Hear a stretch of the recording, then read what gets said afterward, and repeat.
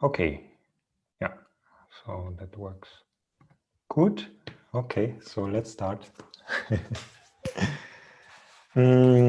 Yeah, last time we stopped with a cliffhanger, and actually there were several questions coming in about this last part, the topic that started in the last 10 minutes. I would like to do a jump back a bit before we come back to this topic. Okay. Because I have a few more questions about your fighting, and I think it might be also anyway lead back to what we talked about. First of all, I saw that your fight is on YouTube. Your title fight. So that's not an information for you. That's an information for the people that are listening.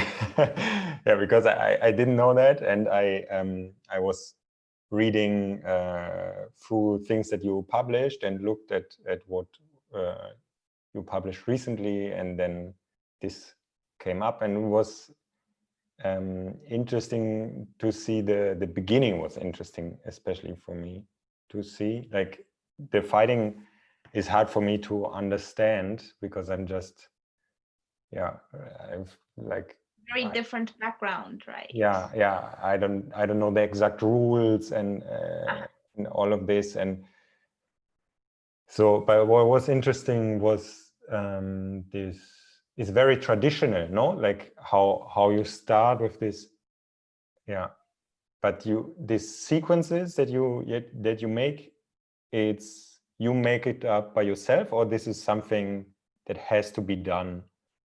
The dance at the beginning. The dance in the beginning. Yeah. It's taught to you by your coach or your camp.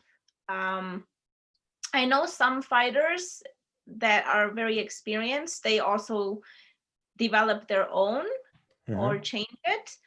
But I was very, very nervous about that because choreography is like nightmare for me. And before the fight, you just want to focus really on the fight and not like something else.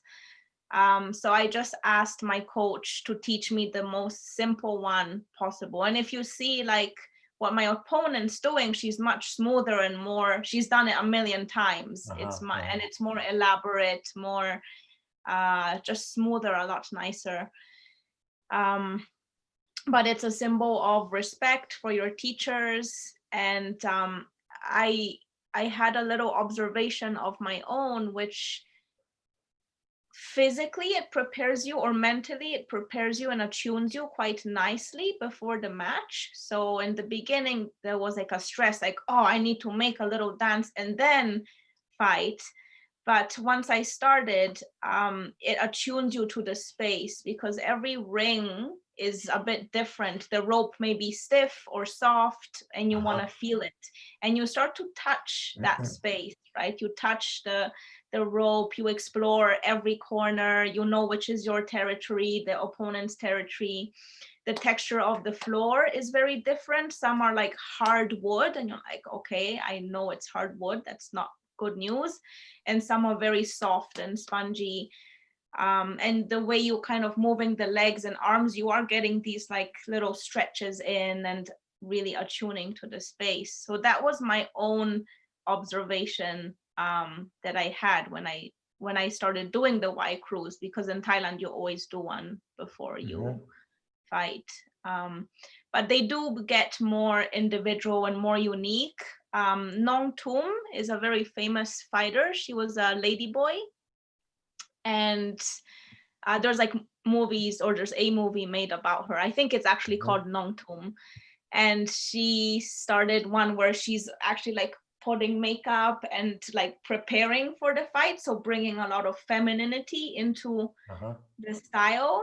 And I had another friend from England who learned, I don't know where he learned it, and no one's seen it that way, but the crowd would go crazy just when he did his little dance, because he would actually first like shoot the arrow, which is quite a common one. It was not in mine. Again, mine was very plain and basic. He shoot the arrow to the opponent, and then he would dig the grave of the opponent, and then he would like stamp his foot in there.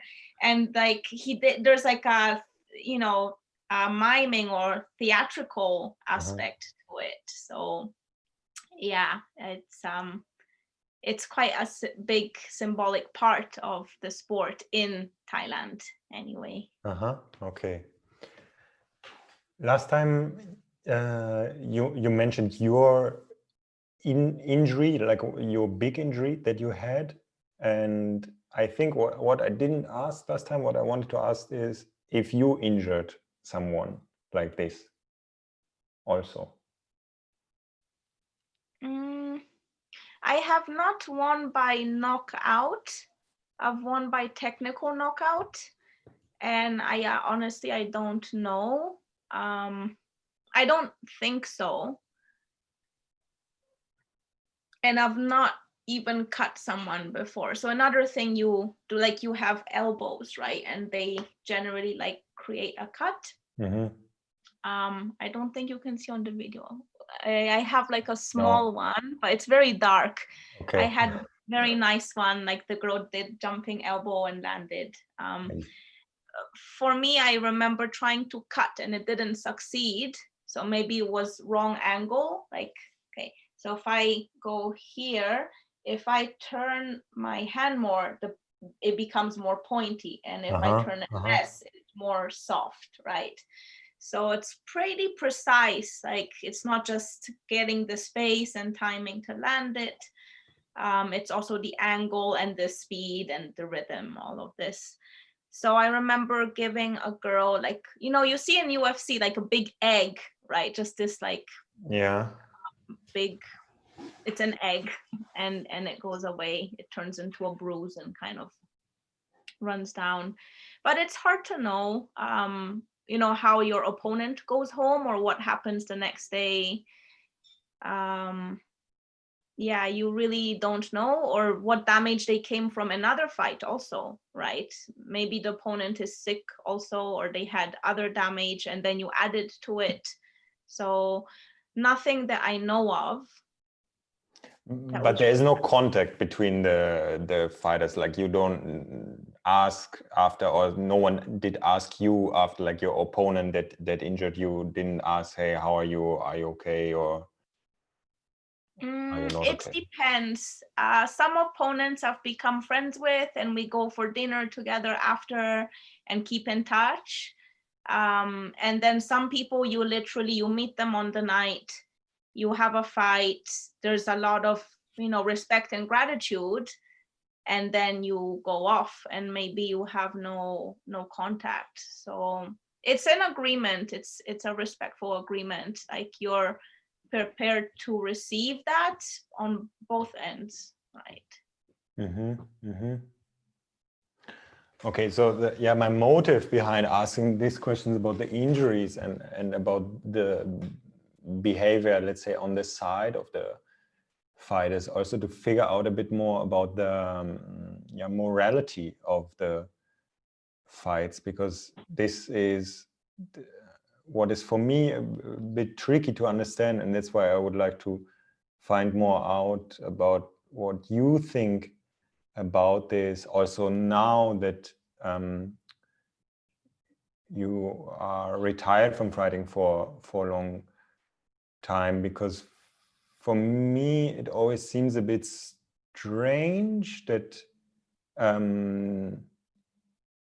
two people hit each other and other people are observing, and and then one person is winning and he gets something for it, money or whatever, and there's this, and then there are of course different scales about this in size, and with the UFC stuff it became very big, I feel, and also very much something that people look at or watch that have not been in contact with this before. So it got a very popular in a sense that it got out of the how do you say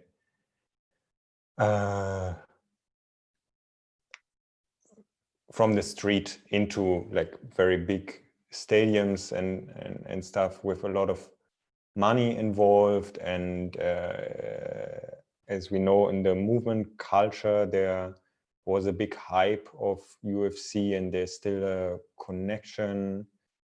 And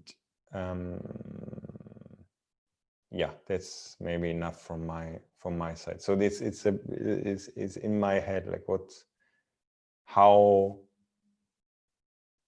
I'm not sure if I personally, find it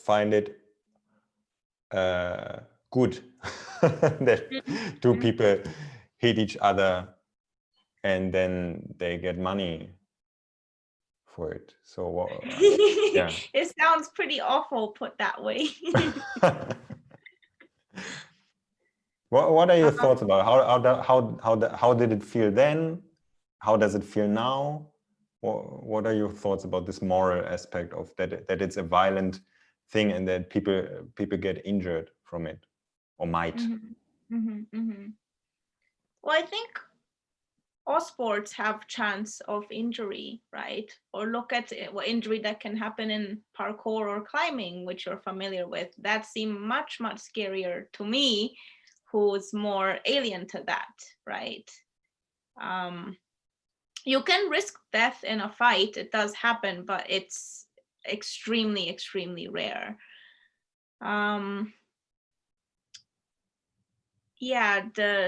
The money side also, most fighters are not very well paid. Even if you look at something as big and well organized as the UFC, the fighters, they're not Rousey and McGregor. They all need still a full-time job on the side or a part-time job. And it's purely out of the love of practicing the sport and competing that they enter, and some really high level fighters actually refuse UFC and they get a bit better pay package or contract with other organizations. But UFC is like the biggest exposure. I can say that for myself, the first time I saw a Thai boxing fight in Thailand, I did not start Thai boxing yet. I was just a tourist. Maybe I was doing some jujitsu. Yeah, I was probably doing some jujitsu at the time. And I went just for a holiday. And I saw these children who looked about 8 years old just going at it really hard. And all these trainers and gamblers were like screaming at them in the corner.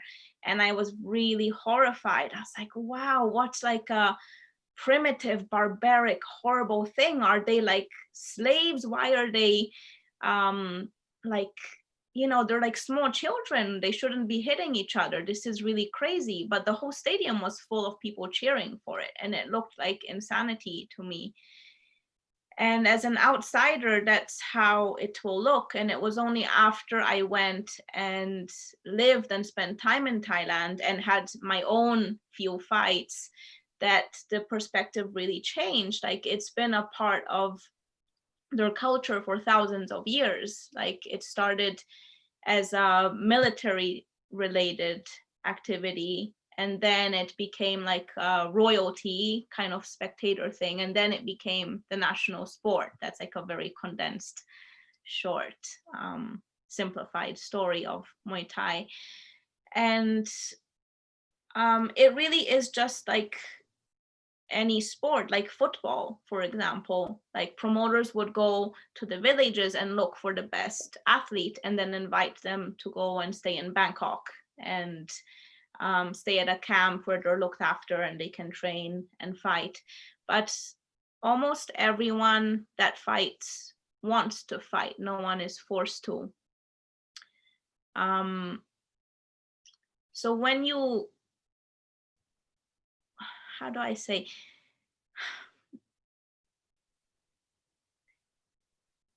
fighting with someone is such a special experience, and I can't really compare it to anything else.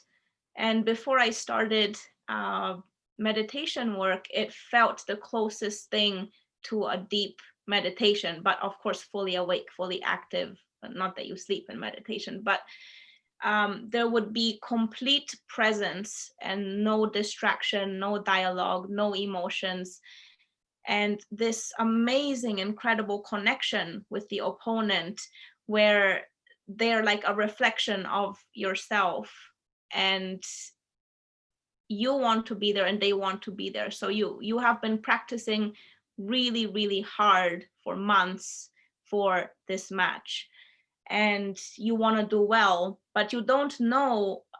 It's not like learning, a beautiful locomotion routine. If you practice it enough times, you're going to do it beautifully. You practice, and then when you enter the ring, you actually have no idea, is it going to work? How am I going to do? How can I manage my mind? Can I like apply everything I've trained for these last 2 months? Or is it like it's not really ingrained? I've not assimilated this skill and knowledge. So you go in there testing yourself on a very deep level, and you cannot do that without an opponent. And the opponent is there for the same reason, fundamentally, and then everyone has other, external or further away reasons. So you have this kind of sacred exchange with them in a way, like you need each other to get that deep into something and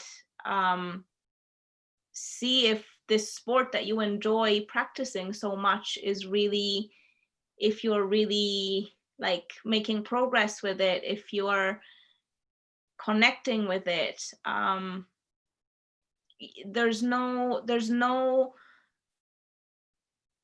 actually, like, it's a violent sport and there's aggression behind it, but there's no feeling of animosity or anger or ill feeling to, like, there's nothing personal whatsoever besides that connection that exists when you both need each other there to push yourself, right? Because the person is there to not let you succeed on what you're trying to do, and that makes you dig really deep so that you can do it. And most of the time, sometimes opponents can get, upset, or there's ego, but almost every experience I've had has been really, really positive and nice. And there's been like friendliness before the match and then distance, so you can focus because you know that you need to focus.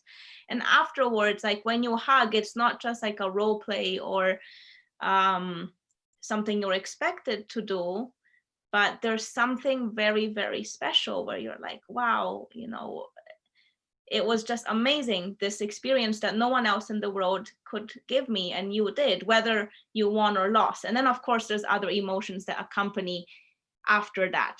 Maybe you're happy with how you did, or you're unhappy with how you did.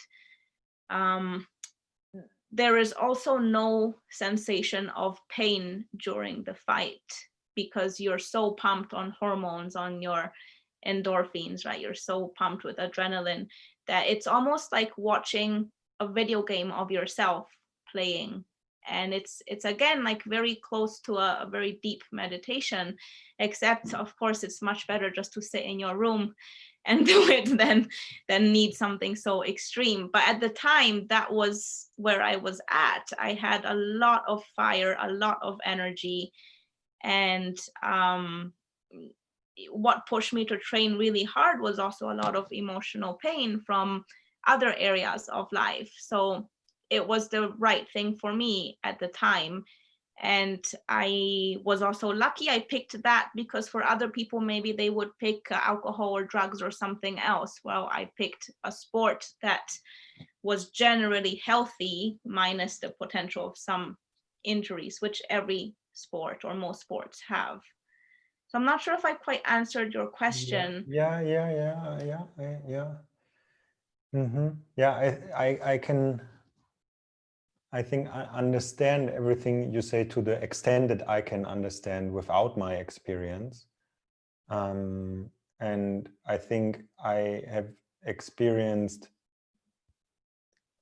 similar states of not the same, but what came up in my mind when you talked about like being in the now is when we go out into the woods and we search for animals, we search for deer and wild pigs and so on and so forth, and try to sneak up very closely to them. And it's also that, yeah, you get into a very alert state, yeah, that feels, I would say for me it feels a bit different from a meditation where I sit, but it feels definitely, I feel definitely like as alive as I could feel alive. I feel like it feels like very, okay, I'm here now, nothing else is happening. I'm just with all my senses open, searching for the animal, like a hunter, just that when I do it, it's not with a weapon. This would be Christian, who's also listening, who's working with me in a team. He would do it with a weapon. So I can very much relate to this primalness, definitely. Yeah. And it also reminded me of there is a moment in one of the first stories that still exist, Gilgamesh, the epos of Gilgamesh. There are these two main characters, and they meet, and like one character hears about the other character that he behaves very badly and blah blah blah. So he comes and he says, "Okay, let's fight. Stop with this. What you're doing here. Let's fight." And then they fight, and they have this, like, of course, epic fight. And then they become friends during the fight. It's very funny, like not after, but really during the fight.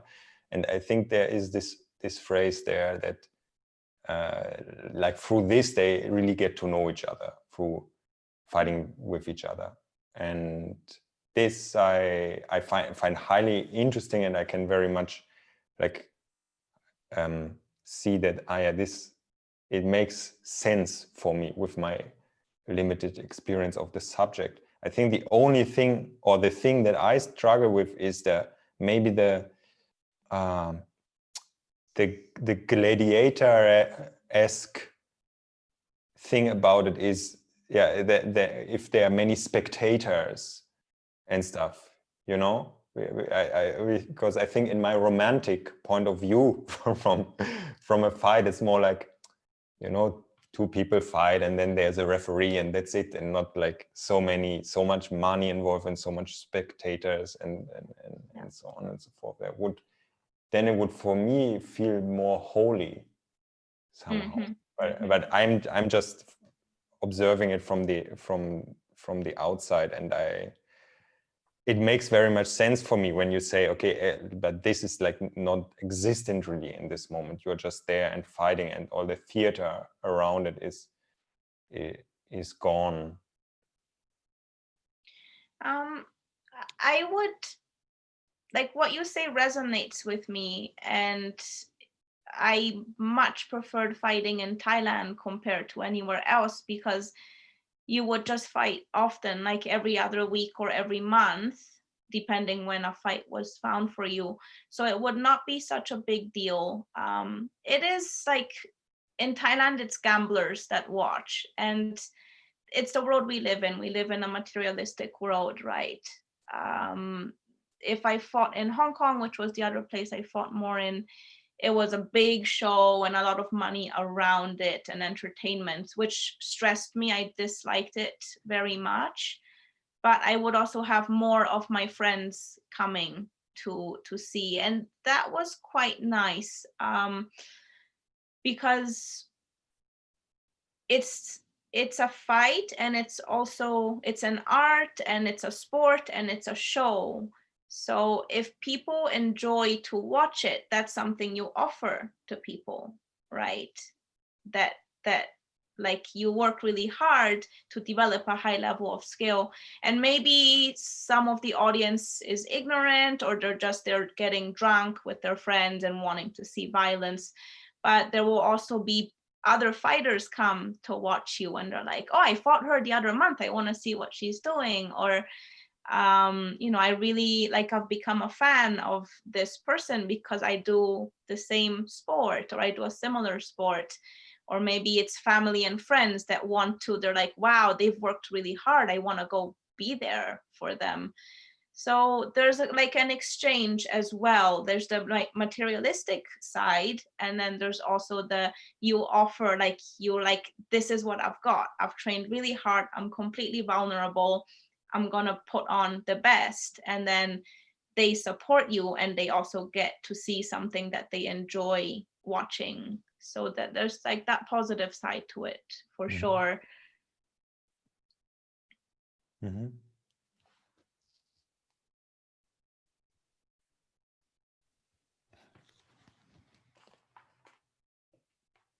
Do you want to add something? I didn't want to interrupt you. Sorry. There was something, but it's gone. So if maybe it will come back, I'm not sure.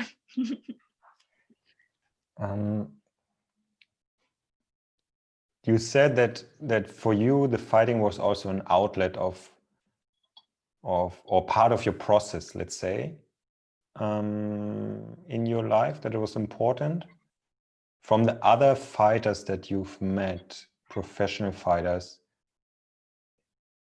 are there particular similarities in people that fight professionally, or is there all sorts of people, or people with a certain background, or is there something similar going on between the people?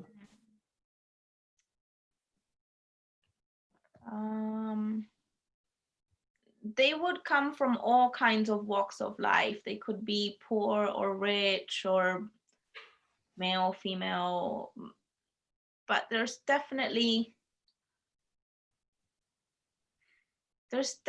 something. I can't quite put my finger on it. Would you say that you can identify what that something may be, let's say within a parkour community?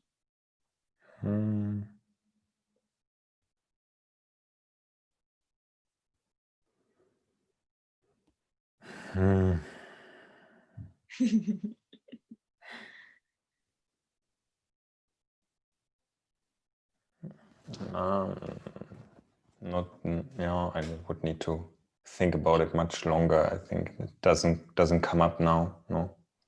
There's definitely something, but to find a category or word is very hard. It's there. It's almost esoteric.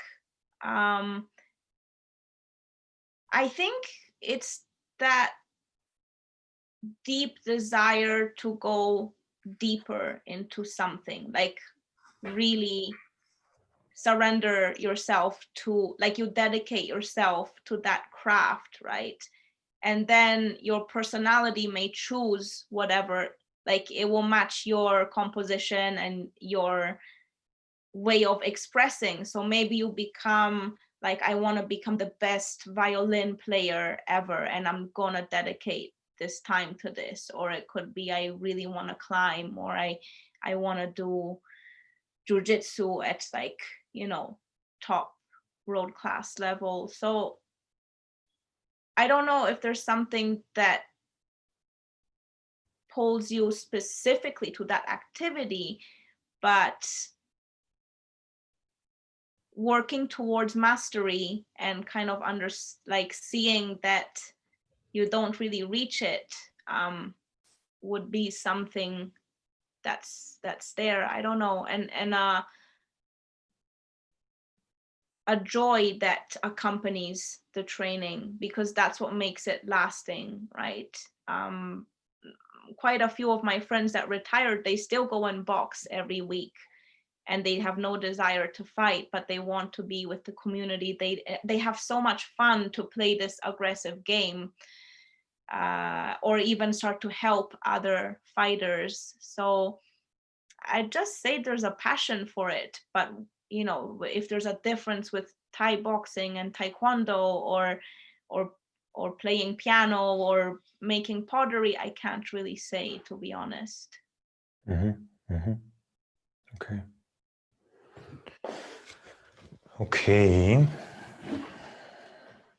So I'm trying to lead over to where we stopped last time. There were several questions coming in that I think were all in a sense similar. I think they were all about the ego. I saw also that that someone asked you on Instagram. I did my research here. Someone asked you on Instagram if you can drill a bit more into what separates the movement culture from real world, real living practice, and you answered there also. So I think this is all very connected together. So there was something that came up about how to practice and why to practice. And a good friend of mine, Sasha, he had a thought, because in him the following thing came up. So he wrote the following. You said that you had this moment where you said, why do I have such a hobby? And then he wrote that this sentence strikes me as very odd. Isn't it strange that most of our journey is trying to lose our ego instead of just practicing altruism more in total and start earlier? I am wondering if we are improving in the ratio of altruism egoism as the century goes by. It feels like it is an eternal, constant, barely fluctuating from era to era. And then I asked him if he can explain it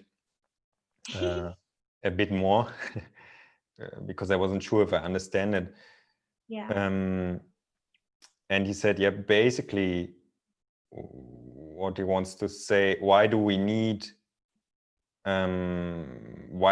so much time, so much, let's say, ego development to understand that it's not about ourselves? That is maybe the in a nutshell, that we are born more as or we are born as egoists, as the small baby. We think about, or I don't know if we think actually, but it is, the world is centered around ourselves when we just came to the world. But all the literature basically is always like telling us, okay, lose your ego, lose your ego, lose your ego.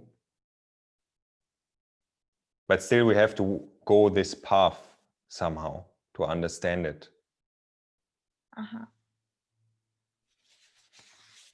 And someone else asked me about this, also about the ego.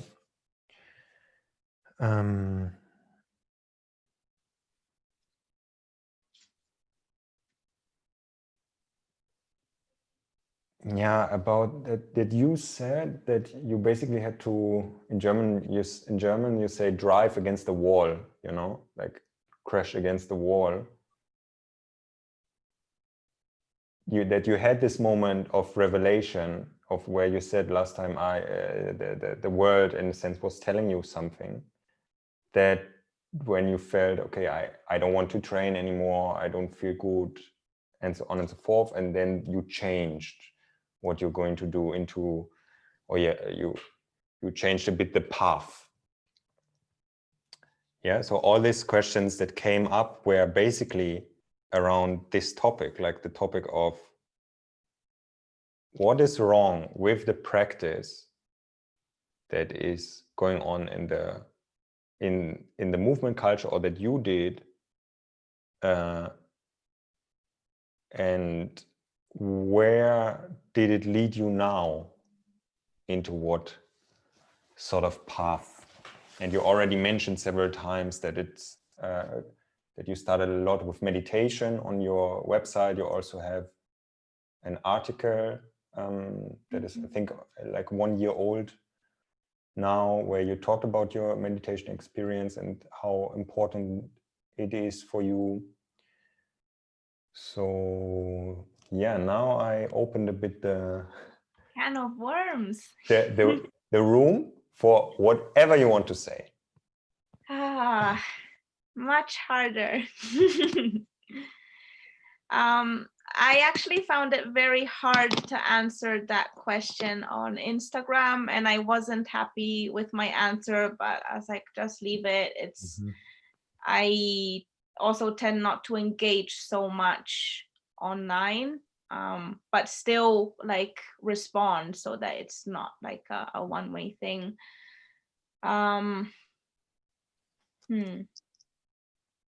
Because what you said here, I believe that isolated skills can be helpful for addressing specific deficiencies someone has in relation to what they need, like rehabbing injuries, specific daily movement limitations, enhancing sport performance.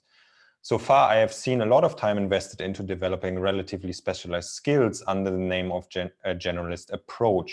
So here there is a critique from you. This is a nice start of a discussion. I read it again. So far, I have seen a lot of time invested into developing relatively specialized skills under the name of a generalist approach. The skills may have little or no relationship to the needs of the individual, yet a lot of time, energy, and money is asked of them in the name of health and even promises of freedom. What does it mean? Tell me, Soisci, what does it? Oh gosh, I was really hoping that would not get any attention, but it is meant to be that the spotlight is on. I have seen a lot of time invested into a lot of practice developing fantastic skills, as you and I have also done individually and shared with others.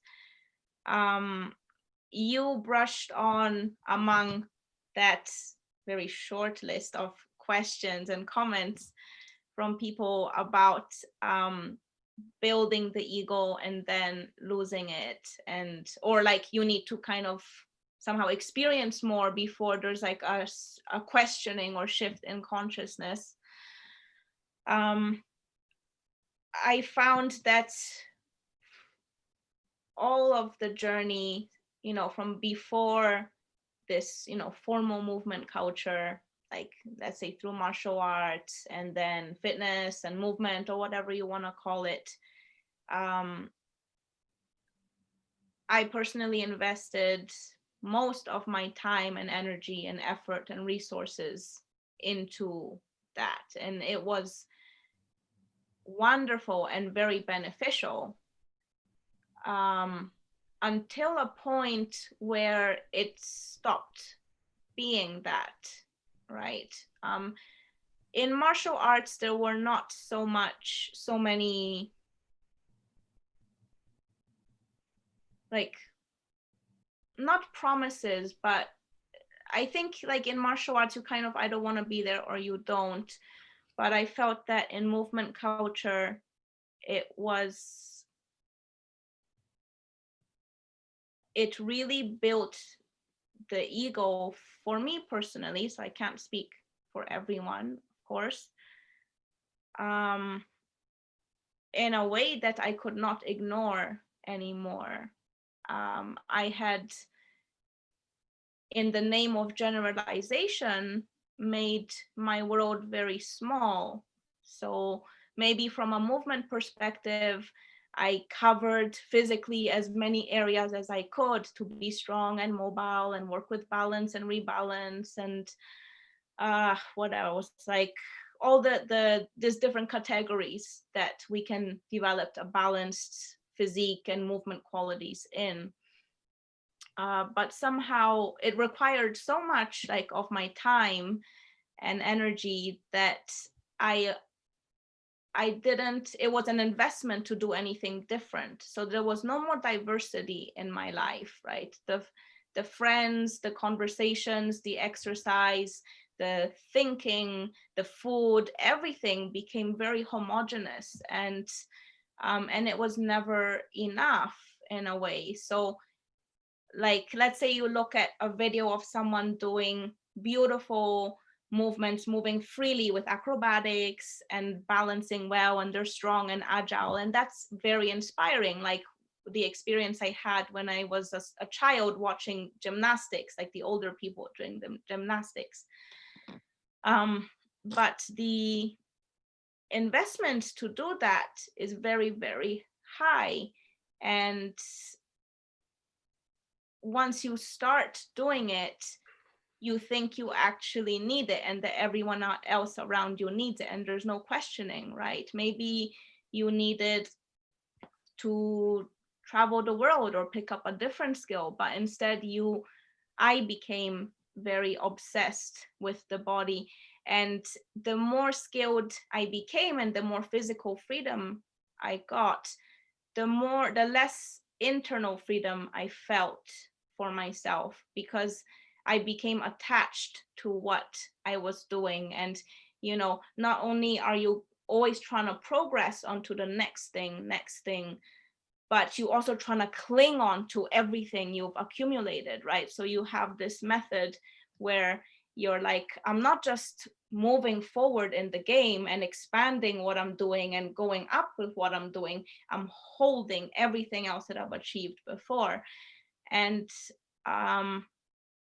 for me, that became very heavy. It felt like a weight and a cage rather than more freedom. So maybe physically I had more freedom, but I became more unhappy. I developed like a lacking mentality, like I'm not good enough. I just need to do more, do better. And if I lose something, it's like I'm losing a part of myself, or my self-value suddenly goes down. And this was very detrimental for my being. I couldn't really feel anymore. I just became this physical specimen that needed to keep achieving more and not even knowing why. And it got to the point where I would even question, like, why does everyone need a chin up? Or why do they need like to be able to do whatever measurements that I had on myself and I was imposing on my students? It didn't really make sense. So I'm sorry, I kind of tend to dart around a bit and go the long way, but this brings me to, I think you said your good friend or someone asked about like, why do we need to accumulate and build before there's like, if you're like, let's say you're reading scriptures or literature and it speaks about like dropping the ego or not building it, why do we still do it, right? I think that can only be addressed on an individual level from the person that's addressing it. So I cannot speak for the collective, I can speak for my own journey. And I think that there has to be, there's not enough sensitivity. So there's like a kind of numbness or blindness or a weak intuition that doesn't catch the signs early on, that you don't even know you're building the ego. No one like deliberately constructs an ego, right? They get used by their own minds and identification with things that they get attached to. So for me, I feel that I had to get to a certain amount before there was even a questioning. There was no such thing as like a self-inquiry. There was just seeking happiness and freedom in the world, right? So some people will seek it through money or physical pleasure. I seeked it through physical work where my self-value would feel like it would be higher if I did well at what I enjoyed doing. When I won my world title belt, I was very happy, but I knew that that's not why I was fighting. But when I started to do, let's say, like, maybe more the one-arm handstand work or a ring routine, there was much more ego attached. And this is like, I'm not blaming any teacher or person or culture. This was my personal journey. Somehow there was something to cling on to even more.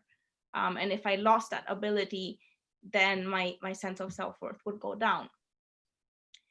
So when I started to achieve more and more, and I saw that I was more and more discontent, I didn't understand why. And I think that that's just the personal journey I had to go through. There was, until something became very obvious, I wasn't able to see it. And when I started to see it, there was like a shock or like a heartbreak, like, what have I been doing? It's no different to like trying to have a really beautiful body or a lot of money or a beautiful car, right? It's the same kind of thing. So that just the dissatisfaction and then the failures that started to come from that became too much to ignore. And I was questioning everything I was doing and thinking. Initially in a negative way, I didn't understand, but I did seek out a teacher, and that was very helpful because I was not able to do it alone. Mm-hmm. And this is when you started your meditation journey. Yeah? Okay. Maybe that's a good moment to, because this was also a question, although it feels a bit like this path is not finished yet, but since we are now at now the meditation was mentioned, can you give a glimpse into the sort of meditation practice that you do, like what sort of meditation practice it is, or if you have went through different practices or just found one and you stuck with it? I found one teacher who has his own, like, I guess you can say, methodology of teaching, and I've stuck with it. But within that, there's different aspects that are used, and they will also change depending on the person and the time. But a big part of it, which is not just in meditation but throughout the day, is the practice of self-inquiry. I'm not sure if you're familiar. Mm-hmm. Yeah. And that really helps to create that space between like myself and the worldly objects and subjects and the conditioning that I have, right, of emotional reactions, or like asking the question, who am I, or to whom is this happening, helps me to create that space between myself and the external events that always rise and fall. They come and go and they change and fluctuate. And I feel that this is more of a waking state practice, less like you can do it in meditation, and I do, but it's throughout the day, whether a trigger comes up or not, or I'm enjoying something. And that starts to break down a lot of the old conditioning, the reactive patterns, and starting to connect with my, I guess you can say, closer to my pure consciousness. That you mentioned about a baby being born, and you have children, you would know this much better than me because I don't have children. There is a stage where they are very pure, right? Like, I'll talk about this with some of my very close friends, where they are like peace and joy and presence. And of course they have needs like pee and poo and eat and sleep, but they're at a very pure state. And then there comes a phase where they kind of realize their identity and their personality, and there comes like a possessiveness, or me, I, mine. There's a stage where it doesn't exist, and then it comes into play. So one of my good friends, Mei Ling, she gave this excellent example of her daughter when she was a few months old. People would bring gifts, toys to the house, and she would give them to the daughter, and she would maybe play with it, maybe not. And if she took it away, it would be fine. But after she got to a certain age, she realized that those gifts were for her and they belonged to her. So she would demand them, like, if they brought it in, she would like start to cry and scream and say, I want that. And if it was taken away, there was like a suffering, right? There's like this sense of little ego developing. Very, very interesting to watch. But there was a stage where that didn't exist yet. And I think that that is in essence who we are before we start to pack on all these layers and conditionings that we take on, and we can access it. And we do access it. Again, this is like stuff that my teacher shares with me. When you have a very, very deep dreamless sleep, where you're not your body and your body mind and your thoughts, you're not Joseph and whatever roles and labels that you've taken on from the world. It's just peace and rest and nothingness, right?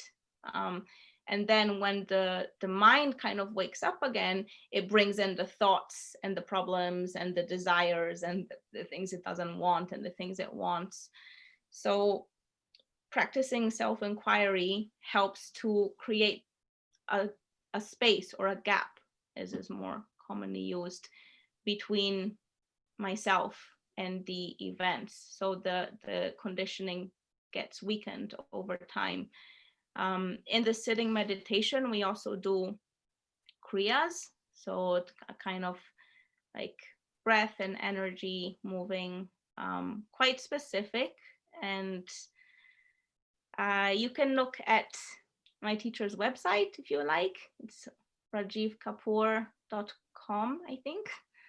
But a lot of this stuff is not so much available to public. Like, it is a kind of apprenticeship. Like, you go and you study and you learn in person, and it's not just like shared with everyone. Not everything is. Mm-hmm. Mm-hmm. And would this be the meditation? Would this be also what you would say, this, to have this in place acts also for your students, or can act for other people that are training physically, as a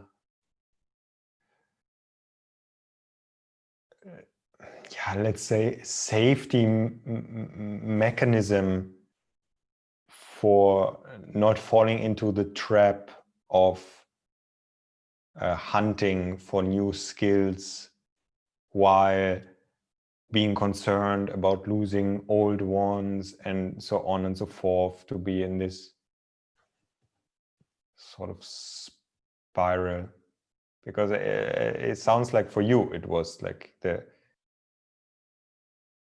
thing to get to a different place in how you practice. And you are doing also meditation with the people that come to you for practicing. Yeah? Yes. Yeah, it's quite new for me. I started offering meditation. But it's just like all the physical practice, whoever feels called to or wants to comes. It's not something that can be forced, or it can actually have like not a positive effect if you say like you have to meditate.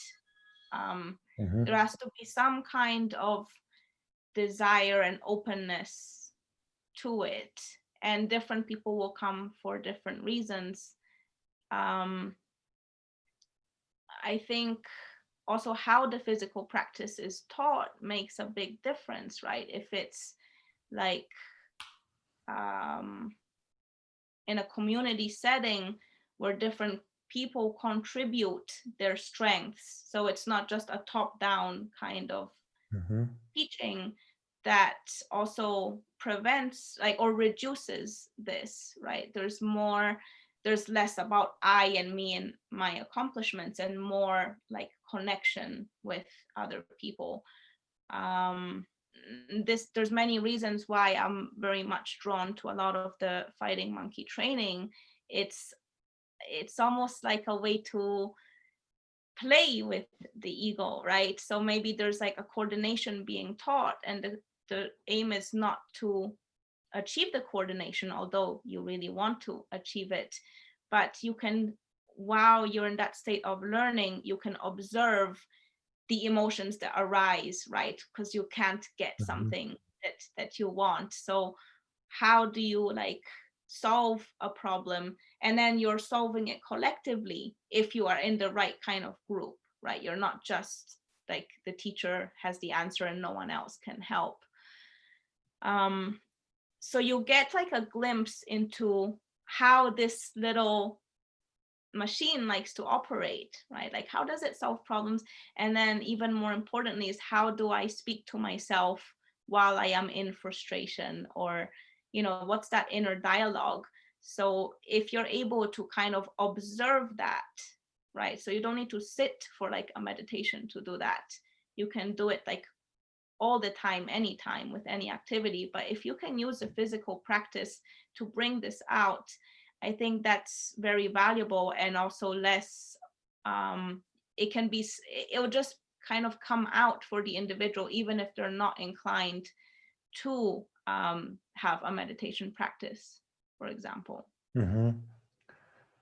So the self and or like even not letting them get it, right? I struggle with this. Usually I let them get it because there's like a weakness, but like if you don't let them get it, I think that's where internally there's more growth, right?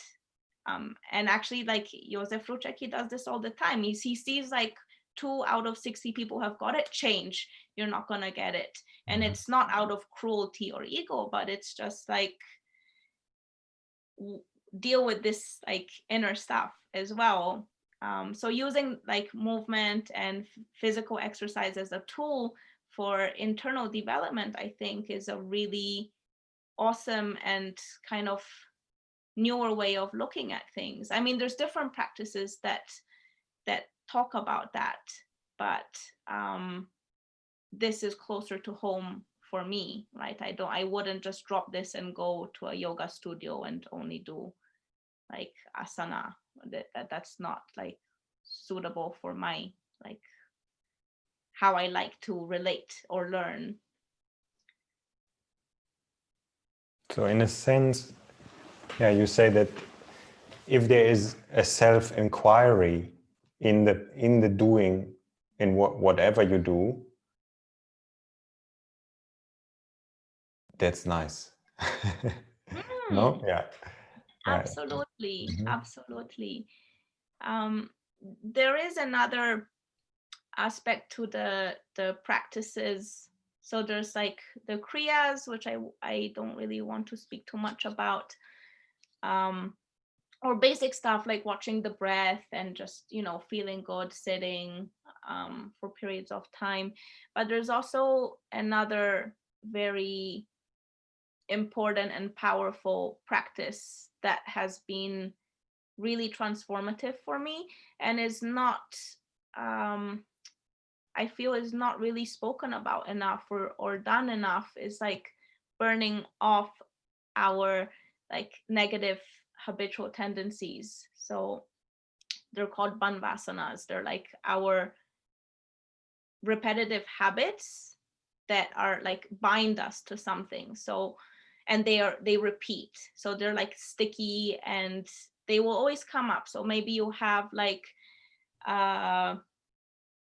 from childhood, you have an issue with one parent, and then you may or may not process that. Usually it's not properly processed. And then it comes up later in life, maybe in a partner or a colleague, or like it will just pop up all over the time. And the mind immediately wants to shift the blame to the outside thing, the outside object or subject that is giving us like a shitty feeling. But if that is not within like yourself, it will not be a trigger for you. And that's why like, let's say for you and your partner, the triggers may not be the same, right? We each have our very unique kind of things that bind us, that bring us suffering or give us bad reactions, like anger or depression or whatever it is. And it's a repetitive pattern that is stuck there, and that needs to be processed and uprooted. And I think that self-inquiry is the most important and powerful, but you can't really like experience that or reach it without addressing those hidden negative tendencies inside of yourself. They prevent you, right? So you can read like a Eckhart Tolle book that's written really, really well, simply, and you're like, this is true. Like there's no like question about it. But there's no like, how do I get there? You know, why can't I feel this beingness that is complete, like love and joy and bliss all the time? Like, or maybe you feel it a little bit or a lot, and then it goes away and an event comes and there's again a reaction. So the burning of the vasanas is another big part of the practice, that like it has to be done. It's the dirty work. It hurts, it sucks, but it is acknowledging like these stored horrible feelings, and they actually get stored in the body too, and like really focusing on the feeling and allowing it to like dissolve over time, and addressing it, like the small ones, like maybe, you know, someone driving on the road, maybe that's like a quick one to burn off, getting triggered by a small event. But the big ones, like especially coming from family or the deeper stuff, that's like a lot more work. So I just share this because you asked about like how the practice has been helpful and transformative. And yeah, there's the self-inquiry, there's certain like formal meditation practices within the meditation, and then there's a lot of this burning work as well. Okay, yeah, very interesting. I think for the people that want to look up your teacher, there's also a link on your website, and Soisci's website is humanpatterns.net. Net? Yeah, okay. And there, I think on the page about me, or the teacher, I think the page is called, and then when you scroll down, there's a link to Soisci's meditation teacher. Soisci, I have a few more things, but if I would like to continue next Thursday with this, if that's possible for you to do one more meeting. Yeah, so I don't feel so pressed with time, because otherwise I would now feel a bit Sure. pressed. And yeah, and I'm not sure if I've really addressed or satisfied questions that were asked by participants. So it gives a chance for that to settle. Also for me too, like it takes me some time to come up with a more cohesive response to these, you know, awesome but not so simple questions. It takes me a little time to kind of collect or be able to externalize what I like experience and feel.